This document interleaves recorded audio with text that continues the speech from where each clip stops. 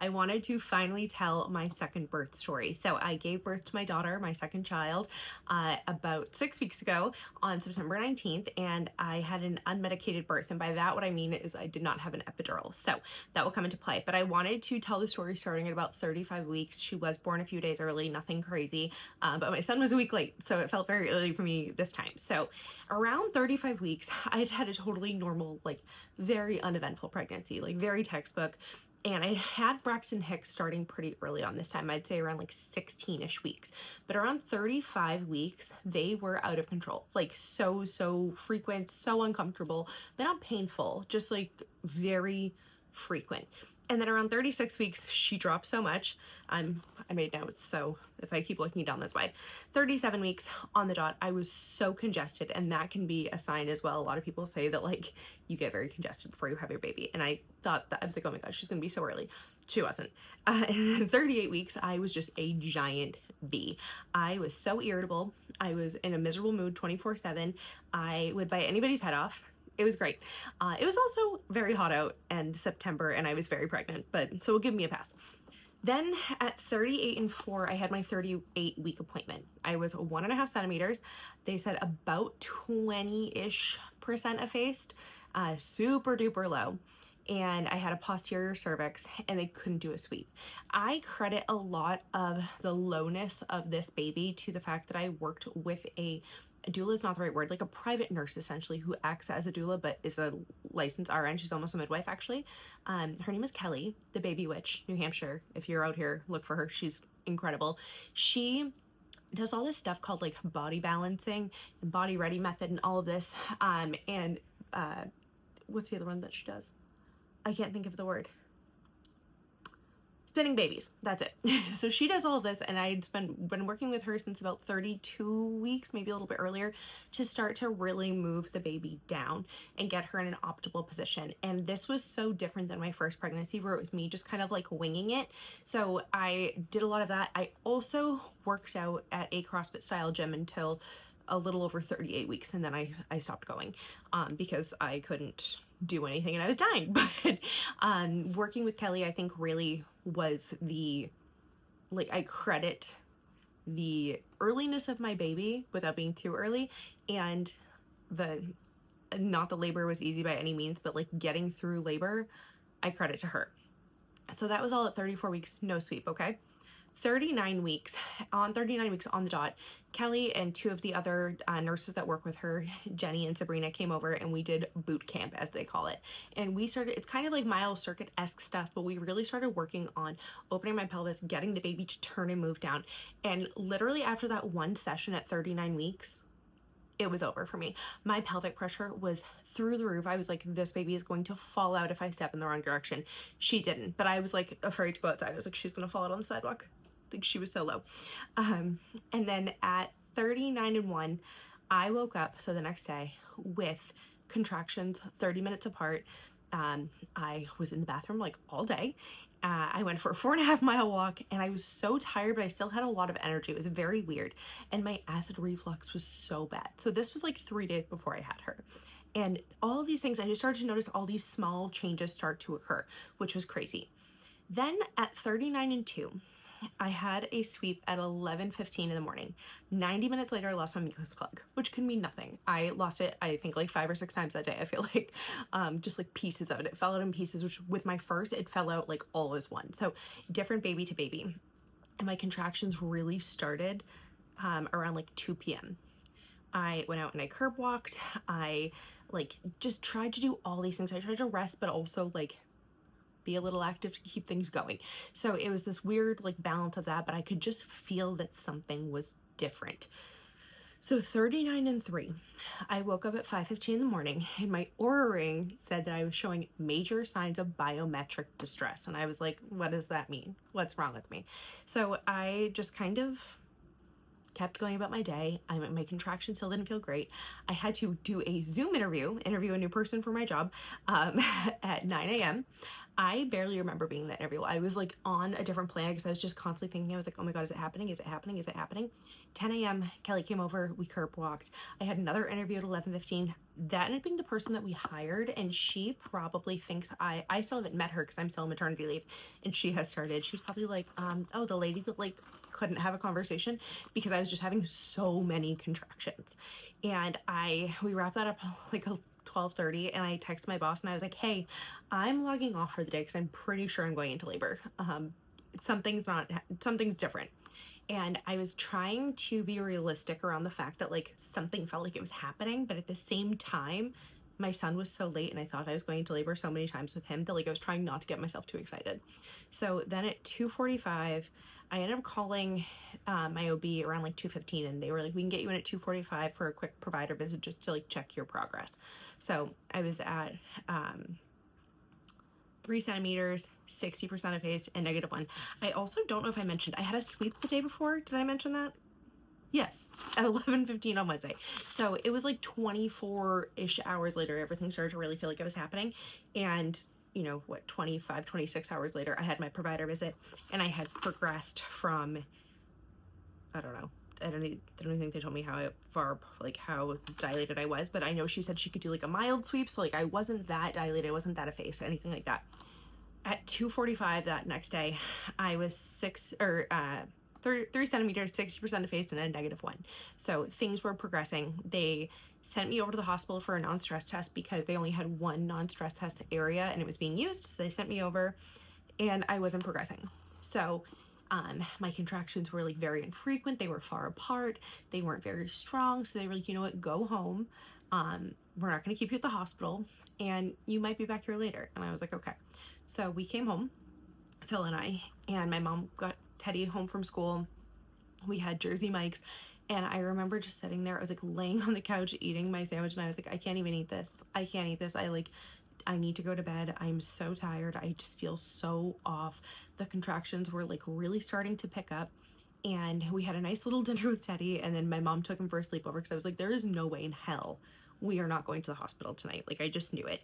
So I called Kelly and I was like, I don't know what's happening, but I feel like something's happening. And she happened to be at another client's house down the street and came over. We like did some balancing, we talked, and we decided, I like took a shower, we got everything ready, and we were having an open house for our house. We're moving currently. We were having an open house for our house that weekend, and I was like, I can't be here. I need to go to the hospital. It was like 10 o'clock. I was like, between having everything like for the open house and like just being, I was like kept thinking of things, being like, oh, we need to do this. Oh, and spoiler alert, we forgot to like half the stuff, and like there were like dishes on our counter for our open house. No wonder it hasn't sold. But like so many things that I was like, we need to take care of this, we need to do this. I couldn't like focus and like get in the zone for labor. I was just like worried about everything else at a house. Like I was just distracting myself. And then that coupled with the fact that like the reason that a VBAC is so like a lot of people don't do it is because of uterine rupture. So I was very nervous of like being home and having something go wrong. So I was like, I just want to go to the hospital. So we went to the hospital like 10 o'clock, and my friend Nicole was actually my midwife. Her best friend is one of my best friend's sisters. So like I've known her forever, and she actually was the midwife there when I went in the first time when I was pregnant with Teddy, and she sent me home. So when we went to the hospital, I was like, if you send me home again, I'm gonna be really mad at you. And she didn't. So we got there, and I was 4 centimeters dilated. I don't know how effaced I was, but I was still at a -1. And she was like, I'm gonna give you a couple hours to see how things progress. Like, we'll check you again at 2. How does that sound? And I was like, that's fair, we can do that. So Kelly balanced me, we did all these stretches, we were constantly moving, doing everything we could. I put on my Noah Kahn playlist, and I literally listened to Noah Kahn pretty much until this baby was born. So for like 14 hours straight, just listened to Noah Kahn, and got myself like in the zone. Like that felt like good music for me. And we did the TENS machine. At 1 a.m. I went in the tub. That felt so good. I love a good tub. So like the jets, the darkness, they had like these cool lights. It was so chill. And it was funny. So we left, and Phil, when we got to the hospital, was like, you go to bed. You need to go to bed, because it's gonna be a long day tomorrow. So he went to bed, and Kelly at 1 o'clock was like, let's go get you in the tub. So we leave. It was like down the hall. He is asleep. He has no idea we're gone. And I'm in the tub, I'm like so zoned out, I'm having contractions, all of this, and all of a sudden I hear this woman screaming bloody murder. I was like, she is in pain. Like, she's screaming like, no, I can't do this, don't do it, don't. I'm like, oh my God. And I was like, Phil's gonna wake up and not know where I am and hear somebody screaming bloody murder. And indeed he did. He was like, I woke up and was so confused about what was going on. But luckily we came back shortly after, because 2 o'clock I had my check. And from that change, so from 10 to 2, I jumped from a 4 to a 7. I was 80% effaced and the baby was so low. So she was like, you can stay. And I was like, thank God. Now I am an idiot clearly, and was convinced that that meant I was going to have my baby before Nicole left at 7 a.m. I was like, oh, she'll be here in no time. Like, I'm like 80%, 7 centimeters. Like, this is going to fly. No, I will say this time, that 7 to 10 was so much harder to get through than the last time. And I didn't get an epidural last time until an 8.5, and I ended up having a C-section. So it's apples and oranges, but still, like, that transition there was so hard. And I feel like time kind of stopped around there. Like, I have no concept of time. All I know is my baby was not born until 12:34 p.m. So like much later, like 10 hours after that check, I had my baby. But I was like, just feel like I was on like a different planet. Like, my body started to kind of fight itself. I was so nervous. I was having such a hard time like getting in the zone. It was light out. I don't know if that somehow affected me, but I felt like it just wasn't progressing, and I was like fighting myself. And Nicole was like, hey, I think nitrous might be good for you. Like, you were fighting these contractions. You need to give into them. So I was like, okay. When I tell you, I am horrified at how much nitrous I went through 2 tanks. They were like, we've never had somebody go through this much. And I was like, maybe you'll get a plaque for me on the closet where you keep the nitrous or something for being the #1 nitrous girly. I don't know. TBD if they're doing that. I doubt it. But I remember just sobbing on the shower floor, being like, I can't do this. Like, I cannot do this. And it was so much harder than I thought it was going to be.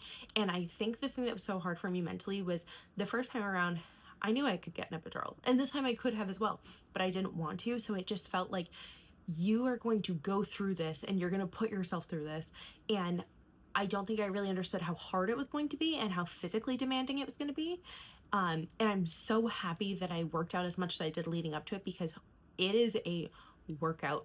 All the different positions, bracing yourself, all of this, like, it is so physically demanding to birth a baby. It was literally unlike anything I've ever done before. We did the birthing stool. I had my birth weapons, which are like these spiky balls that you squeeze, and I squeezed one of those so hard, and I had my nitrous in the other, and that was pretty much my position the entire time. I squeezed that birth weapon so hard that I had blood blisters on my palm. It was very, very intense. Something that Phil did that I really loved was, I got to a point where it must have been like early in the morning, like around 7 or 8, because he had all my friends send in videos, like with encouraging messages. He had my mom send one of Teddy, and it was breakfast time. Everyone had coffee and they were in their pajamas. So it must have been early, like 7, 8, 9, somewhere around there. And I remember just sitting in the birthing stool, watching them. He was sitting behind me. I'm just ass naked at this point as well. Modesty went right out the window. And I was just sobbing, watching these, being like, I need to do this. I want this to be over so bad.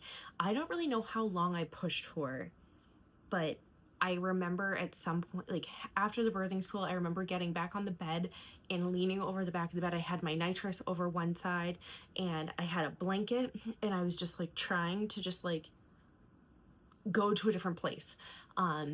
I know everyone says like, envision this, envision that. And I wrote all these things down that I had every intention of doing and just could not do. It was really, I had a really hard time focusing. And I just listened to my Noagon continuously throughout the morning. And I eventually got to a point where they were like, I think you're ready to push. And I was like, okay. And I remember I laid on my side at one point, and they had the bed up slightly. I laid on my side, and one the midwife was holding my leg up, and I had to pretend I was pushing a refrigerator and try to push that way. We tried that for a while. That my lats hurt so bad from that the next day, and that didn't do it for me. So I remember trying that for a while, and then we played tug of war. So what I would do is I would lay down, and I had a sheet with a knot in it. And one of the nurses was literally sitting on the ground and had the sheet with the other knot, like at the end of the bed. She was sitting at the other end, and Phil was at my shoulder, like cheering me on, encouraging me. And Kelly was holding one leg, and I'm so happy she was there because she was coaching these other nurses on like the best way to do this and the best way to hold my leg and how to like literally the angle of which to tilt my knee so that the baby could come out easy, like all of this stuff. And we did that, and that every time I'd have a contraction, I would have to come up into like a C curve, and they would hold my legs up, and I would pull on the sheet, and we were playing tug of war, and that is how we got her out.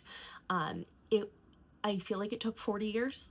In reality, I feel like it probably was like 2 hours, maybe. I'm honestly not sure. It felt like a very long time. And I remember at some point, like, I had to do it on my side. The midwife was like, oh, if you go this way, I don't think you'll tear. And I was like, okay, cool. And she was 100% right. I had no tearing, which was great, but we played tug of war, and Vienna Rose was born at 12:36 p.m. on September 19th. The pressure was horrifying, but the relief of her coming out was the most satisfying feeling I've ever had in my life.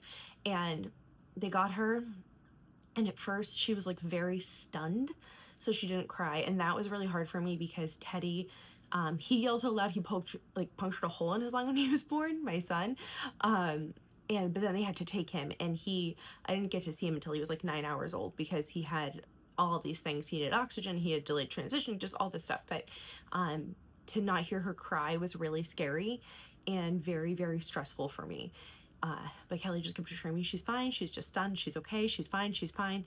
And now knowing her for these last 6 weeks and knowing her personality, like, I'm not surprised she didn't cry. She's like not really a crier. She very rarely cries, so it's not totally surprising to me.